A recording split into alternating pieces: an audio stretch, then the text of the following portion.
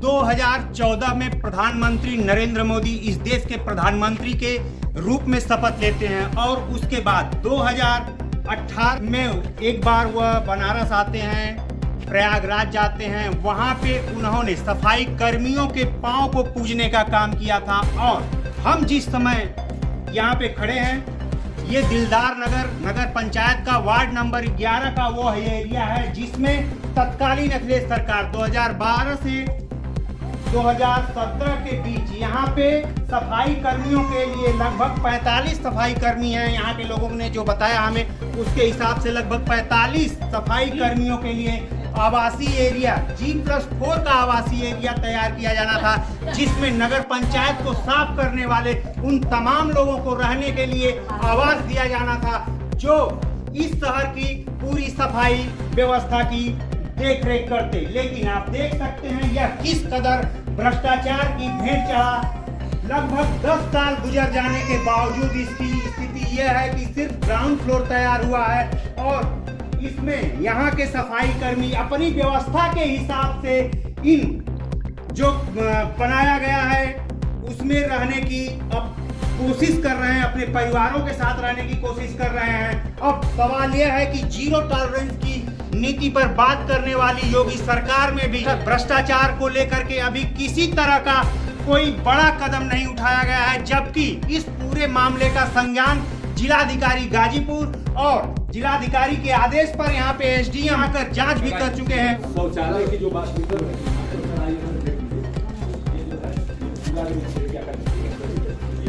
इस हालत में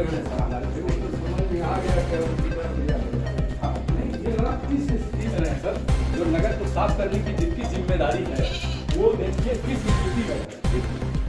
इनकी स्थिति को देखिए, खाने के लायक किस स्थिति में रहे और ये बोला जा रहा है कि उनको आवास दिया जाए। ये है आवास। उसके बावजूद किसी भी तरह की इस पर कोई कार्रवाई नहीं हुई है। हमारे साथ समाज सेवी सीताराम गुप्ता हैं, जो नौसेना की नौकरी के बाद इस पूरे नगर पंचायत में समाज सेवा के उद्देश्य से लगातार उन मुद्दों को उठाने का काम कर रहे हैं जो आम आदमी के हितों से जुड़ा हुआ है। हम इनसे जानते हैं यह पूरा प्रकरण किस तरह का है। सीताराम जी, स्वागत है आपका। क्या है मामला ये पूरा? धन्यवाद। ये मामला है कि ये उस समय सफाई कर्मियों के लिए जो हमारे नगर को साफ करते हैं उनके लिए G+4 जिसकी बताई गई लागत 88 लाख रुपए थी, इसके बनना था G+4, लेकिन ये पूरी तरह से भ्रष्टाचार की भेंट चढ़ गया। जो हमारे सफाई कर्मी हैं उनको खुले आसमान में रहने के लिए छोड़ दिया गया है। जो आप देख रहे हैं ये लोग यहाँ वहाँ से ईंटा पत्थर उठा करके अपनी हिसाब से रह रहे हैं। यहाँ पे कोई पानी निकासी की समस्या नहीं, समाधान नहीं है, कुछ भी नहीं है। और जहाँ पर नगर पंचायत है उसके ठीक सामने, ये बात जिलाधिकारी महोदया को ही पता है, उन्होंने इनसे बारे में पूछा भी था। जिलाधिकारी महोदया को झूठ बोला गया कि इनके लिए कोई आवास नहीं बना है, क्योंकि आवास तो पहले ही भ्रष्टाचार की भेंट चढ़ गया था। और इसमें से इसके ऊपर जिलाधिकारी महोदय को मैंने जांच के लिए कहा था कि आपको गलत बताया गया है। जिलाधिकारी महोदय ने यहाँ पे जांच भेजी थी।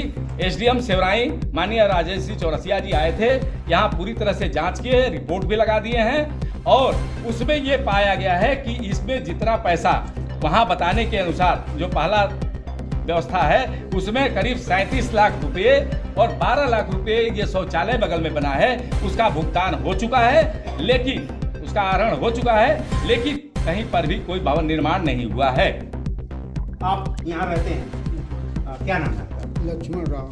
कितने दिन से यहाँ पे रहते हैं? हम लोग के हो गया कुछ नहीं तो 15 साल। 15 साल से रहेंगे। किस साल में बना? 2012 का। 12 या 17 के बीच। मतलब कितने दिन से यहाँ रह रहे हैं? हम 15 साल, यहाँ तो हो गया हमको 3 साल। अच्छा, ये छत ढलने के बाद आप आए हैं? हाँ। क्या नाम है आपका? हमारा नाम गुलजारी नाम है जी। तो आप कब से रह रही हैं? हम लोग तो बहुत दिन से रह रहे हैं, मरते बुद्धि भगई हैं। जी जी। जवानी तो पैदाइश ले बुद्धि भगा हम लोग तो सब देखा तो आपको बताया गया कि ये बनेगा, आवास मिलेगा। आवास बनेगा, मिलेगा, अब वही पूरा नहीं बने। ठीक ठीक ठीक। आपका नाम क्या है? आप कब से रह रहे हैं यहाँ पे? वही साल से। उसी हमारे अच्छा, उसी समय से।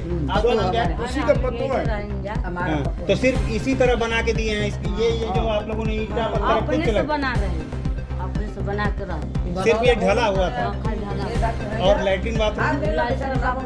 हाल अभी बन रहा है, अभी बन नहीं। सवाल यह है कि जिस बजट को सालों पहले उतार लिया गया है, उस बजट का काम अब क्यों कराया जा रहा है? यहाँ के जो सफाई कर्मी हैं उन्होंने साफ बताया कि अभी आप देख सकते हैं कि उनके लिए जो ये शौचालय बनाया जा रहा है, शौचालय की स्थिति क्या है, जबकि इस शौचालय का पैसा बरसों पूर्व निकाल लिया गया है। आप देख सकते हैं सिर्फ और सिर्फ ढालने के बाद इसके जो छोटे छोटे लैट्रिन के लिए खाने बनाए गए हैं उनको प्लास्टर करके छोड़ दिया गया है, नहीं उसमें किसी तरह की पाइपिंग की गई है, नहीं किसी और अन्य तरह की व्यवस्था है।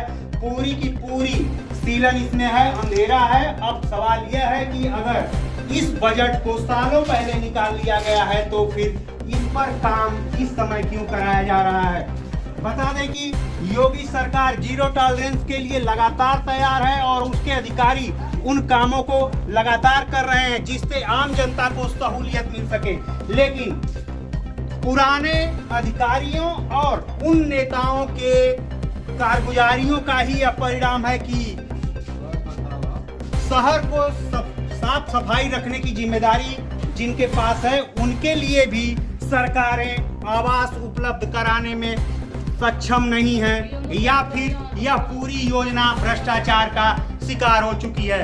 प्रखर पूर्वांचल के लिए राजीव पांडे के साथ अरुण सिंह, दिलदार नगर, गाजीपुर।